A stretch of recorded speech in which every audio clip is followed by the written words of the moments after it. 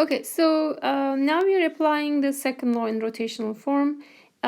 So we need to think about what to put on the left side and the right side. So in terms of torque, only the torque comes from F1 and F2, right? The other forces, they don't contribute to the torque, as we mentioned that green circle. But if you pay attention to F2, especially because we show like kind of two components of F2, the tangential and the radial. And for F1, we're just saying what we have is the tangential. And only the tangential components will do torque, right? Because those are the ones that are perpendicular to the moment arms, R1 and R2. And so that means this force here, the radial component of this F2, is not going to do any torque.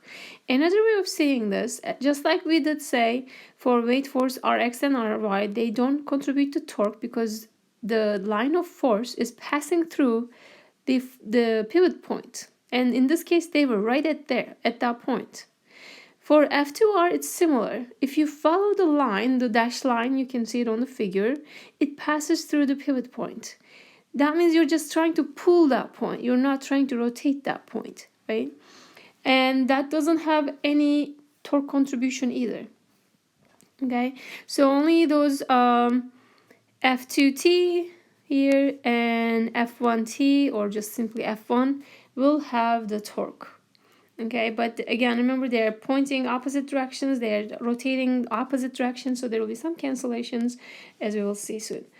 So then on the left side, kind of want to organize this a little better here. So I'm starting with torque equals to I alpha, second law, and I'm thinking about the left side. So there are two of them. Counterclockwise is positive. That was due to F2, so it's gonna be T2, positive T2, and negative T1. Okay, it's tau. You can also say tau 1, tau 2.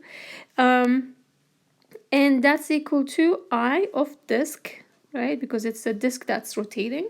So now we're gonna make things more clear. N times alpha, okay? So if you go through this further, tau 2 is since you know that torque is in magnitude RF sine theta, we've already taken the thetas to be 90 degrees. That means sine 90 is going to be simply 1. So those kind of sine function is going to go away. Torque is going to be simply R times F, okay? Because we only handpick the ones that are perpendicular to R. And since our R is capital R now, and torque 2, only the tangential component does the torque. So torque 2 becomes RF2T and minus RF1T, right, for torque 1. Again, I hope that the signs are clear. This is counterclockwise and this is clockwise. You have to pay attention because torque is a vector, okay? And this is how you define the signs. This is a convention. Counterclockwise is positive, clockwise is negative. Okay. If we continue on the right side, it is simply I disk times alpha. So we are focusing on finding alpha, right? What about this? What is that? And what you do at this step is to go to the table 10.2 and find out what that is, okay? So let's just quickly do that. I have the table here. Okay, there are a bunch of drawings that I left from last time. I'm gonna get rid of those. And let's see which one is our case, okay? So we have like 9 of them. So we're looking for a disk rotated through its central axis, right? I don't see a disk right away, but I see a cylinder.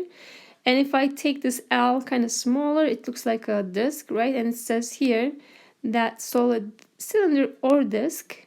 So I can use this then. So the inertia form for the disk is going to be 1/2 mr squared. And since the rotation axis is through the center, as you can see here, I don't really need to apply parallel axis theorem either. Okay, I can simply use this as my moment of inertia. So it's going to be simply 1/2 mr squared. And that's where this comes from. Okay, 1/2 mr squared, because we are using the inertia of the disk. And so what is F2t? So if you continue, I'm just gonna follow this line now.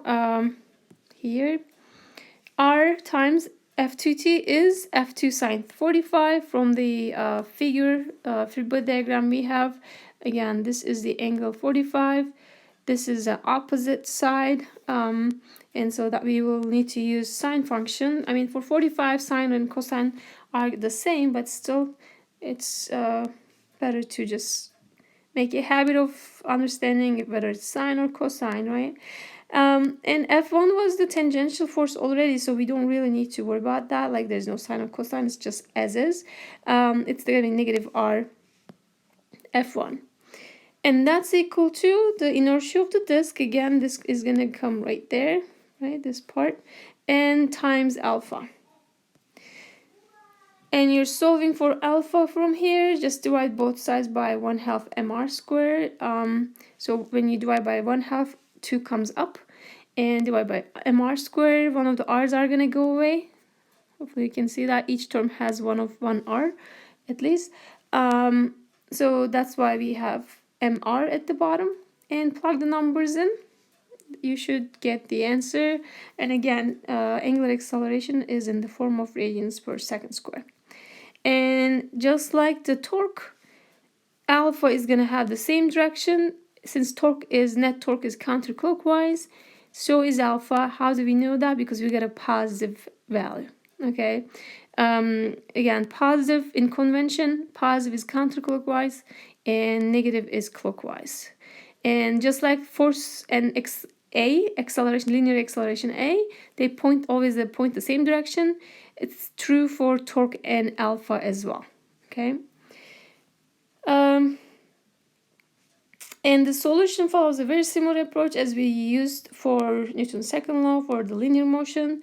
In rotation problems, we are more concerned with the torque than the forces alone. Okay, so we still need to do the force part, but then we also need to find the torque as well. So a couple extra steps, but again, the good news is we kind of have only one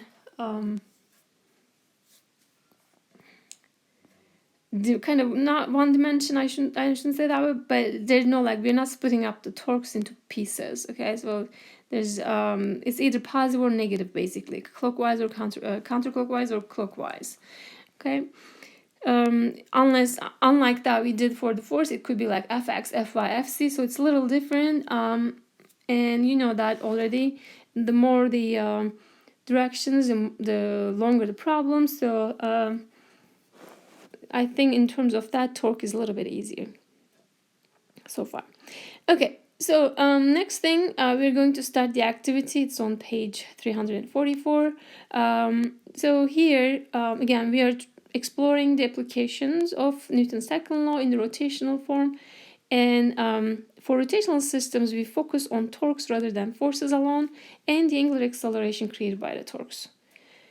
Also, for rotational system, it is the moment of inertia that is important rather than the mass. So we are going to highlight those things. So there's a beam which has a mass. There's on the right side, there's 57.2 gram mass suspended at 17 centimeters from the pivot point, as you can see on the figure. And what mass must be used? And we will suspend that on the left side so that the beam is balanced.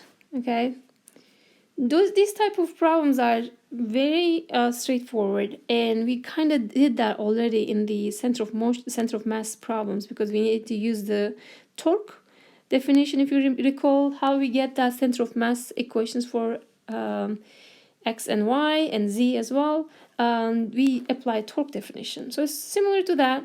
Well, it's not asking for center of mass. It's telling us that this is balanced, so there's an equilibrium. So we usually call these problems equilibrium problems.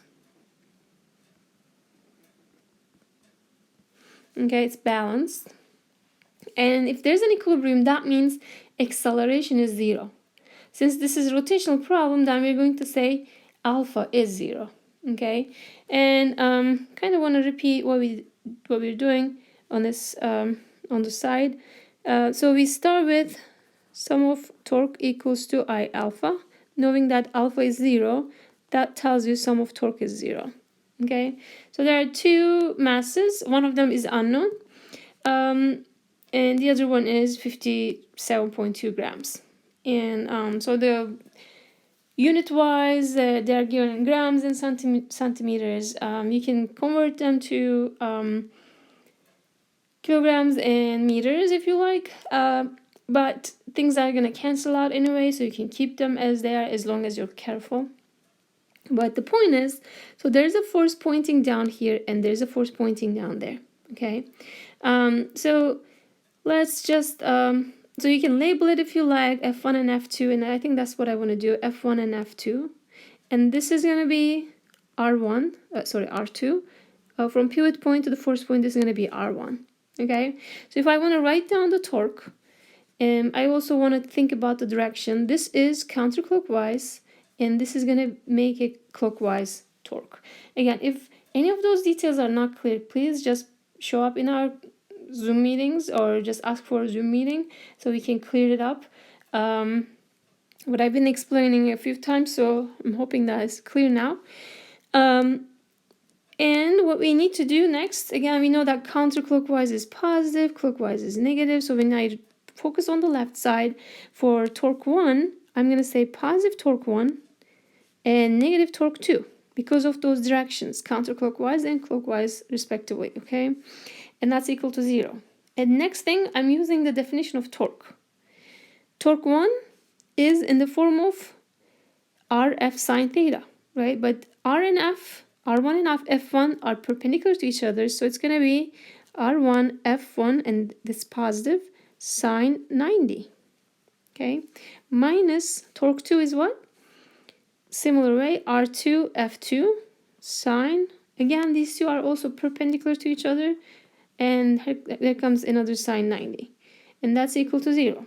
Sine 90s are simply 1, so you can ignore them. And the equation we are getting is RF1, and I'm going to put this on the other side, equals to R2F2.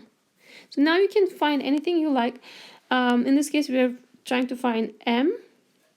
So if we add one more line here, it's going to be R1, F1 is what? Mg, right?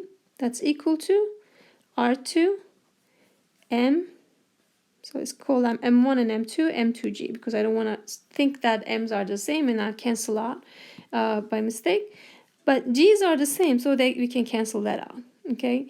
And you're getting from here as M1 to be R2, M2 divided by R1, okay? Plugging those values in, you don't even need to convert, if you ask me, because R's are both in centimeters, they're going to go away, centimeters are going to go away, and then the answer is going to be in grams when you do that. And this algebra is given here. See that here, and you can see that the answer is grams because those centimeters canceled out here, and you're getting the mass in grams. If it is asking for kilograms, then you can say that this is also 0.108 kilograms. You divide it by 1,000,